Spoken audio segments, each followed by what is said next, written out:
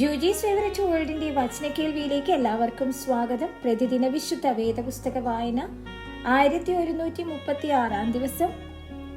അപ്പോസ്തലനായ പൗലോസ് എബ്രായർക്ക് എഴുതിയ ലേഖനം 5-ാം അധ്യായം.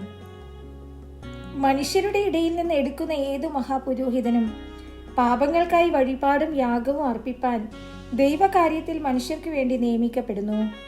താനും ബലഹീനത പൂണ്ടവനാകയാൽ അറിവില്ലാത്തവരോടും വഴിതെറ്റിപ്പോകുന്നവരോടും സഹതാപം കാണിപ്പാൻ കഴിയുന്നവനും ബലഹീനത നിമിത്തം ജനത്തിനു വേണ്ടി എന്ന പോലെ തനിക്കു വേണ്ടിയും പാപയാഗം അർപ്പിക്കേണ്ടിയവനും ആകുന്നു. എന്നാൽ അഹരോനെ പോലെ ദൈവം വിളിക്കുന്നവനല്ലാതെ ആരും ആ സ്ഥാനം സ്വതവേ എടുക്കുന്നില്ല. അവണ്ണം ക്രിസ്തുവും മഹാപുരോഹിതൻ ആകുവാനുള്ള മഹത്വം സ്വതവേ എടുത്തിട്ടില്ല. നീ എൻ്റെ പുത്രൻ, ഇന്നു ഞാൻ നിന്നെ ജനിപ്പിച്ചിരിക്കുന്നു എന്ന് അവനോട് അരുളി ചെയ്തവൻ അവന് കൊടുത്തതത്രേ. അങ്ങനെ മറ്റൊരിടത്തും നീ മൽക്കീസേദെക്കിന്റെ ക്രമപ്രകാരം എന്നേക്കും ഒരു പുരോഹിതൻ എന്ന് പറയുന്നു.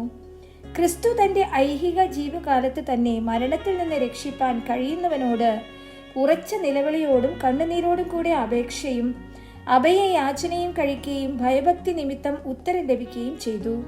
പുത്രനെങ്കിലും താൻ അനുഭവിച്ച കഷ്ടങ്ങളാൽ അനുസരണം പഠിച്ച് തികഞ്ഞവനായി തന്നെ അനുസരിക്കുന്ന ഏവർക്കും നിത്യരക്ഷയുടെ കാരണഭൂതനായി തീർന്നു.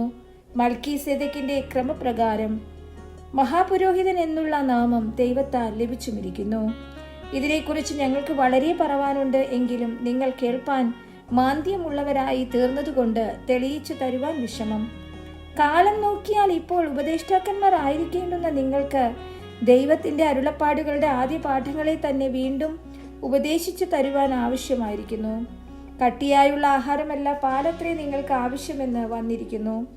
പാൽ കുടിക്കുന്നവനെല്ലാം നീതിയുടെ വചനത്തിൽ പരിചയമില്ലാത്തവനത്രേ, അവൻ ശിശുവല്ലോ.